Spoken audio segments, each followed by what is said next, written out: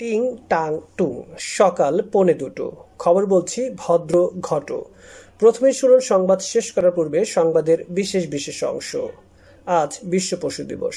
গতকাল কুকুর ও শিয়ালের সুসম্পর্কের জন্য 9 জঙ্গলে এক আলোচনা সভা শুরু হয়েছে। সমুদ্রে পায়েস ও মোবাইলের খনি পাওয়া গেছে।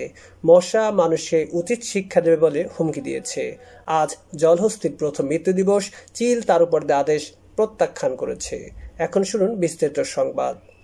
আজ বিশ্ব পশু দিবস। দিবসটি উপলক্ষে প্রথম জঙ্গলে এক সাংস্কৃতিক অনুষ্ঠানের আয়োজন করা হয়েছে। কোকিল, ময়না, শ্যামা এবং শিশু শিল্পী টুনটুনি এতে গান গাইবেন। প্রিন্সেস ময়ূর, বেগম কাকাতুয়া ও মিষ্টিয়ার নৃত্য শেষে পুরাতন জঙ্গলের সাবেক উপনেতা জনাব হাতি বন্দ্যোপাধ্যায় বিজয়ীদের পুরস্কার বিতরণ করবেন। এদিকে কুকুর ও শিয়ালের সুসম্পর্কের জন্য 9 জঙ্গলে এক আলোচনা সভা শুরু হয়। মিস্টার আরবে টাইগারের সভাপতিত্বে এই আলোচনা সভা শুরু হয়। এই আলোচনা সভায় গরু, মহিষ, ভাল্লুক ও বানরের সদস্যরা উপস্থিত থাকেন এবং প্রধান প্রধান নেতারা এতে বক্তব্য রাখেন। জনাব আখমা গরু বলেন, আমাদের মধ্যে যদি ডলাডলি, হিংসা, বিশৃঙ্খলা থাকে তবে আগামীতে আমাদের অস্তিত্ব নষ্ট হয়ে যাবে এবং বিশ্বের অন্যান্য প্রাণীদের কাছে আমাদের হাত পাততে হবে। তিনি জানান, এটা একটা চরম অন্যায় ও লজ্জাজনক ব্যাপার।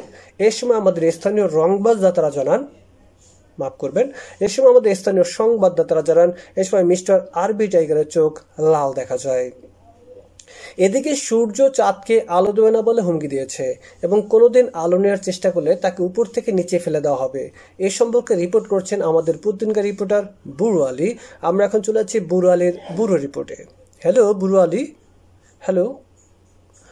দুঃখিত, রিপোর্টটি আমাদের হাতে এখনো আসেনি বিধায় আমরা আপনাদেরকে দেখাতে পারছি না বলে আপনারা সবাই আন্তরিকভাবে দুঃখিত।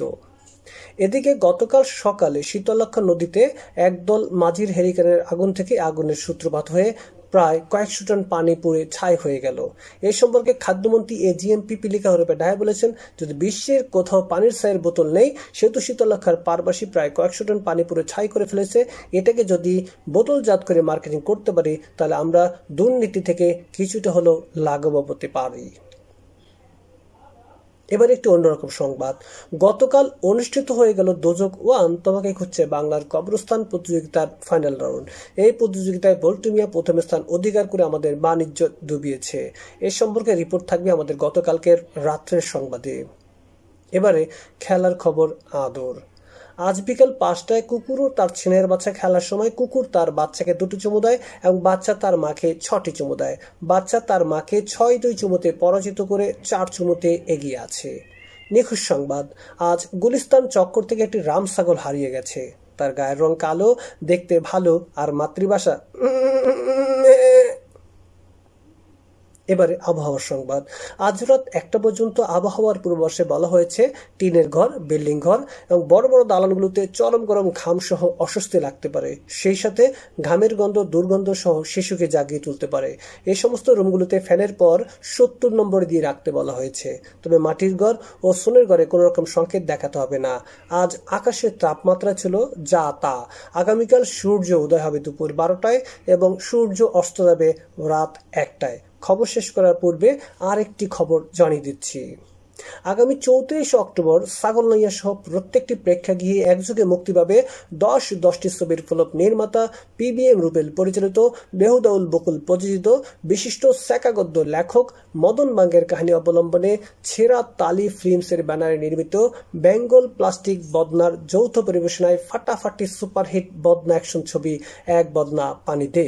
পরিচালক জানান, এই ছবিটি অবশ্যই মার্কেট খাবে, কারণ তার একটি উল্লেখযোগ্য গান হচ্ছে, আমি বাথরুমেতে যাব তুমি বদনা নিয়ে আসো, আমি বাথরুমেতে যাব তুমি বদনা নিয়ে আসো।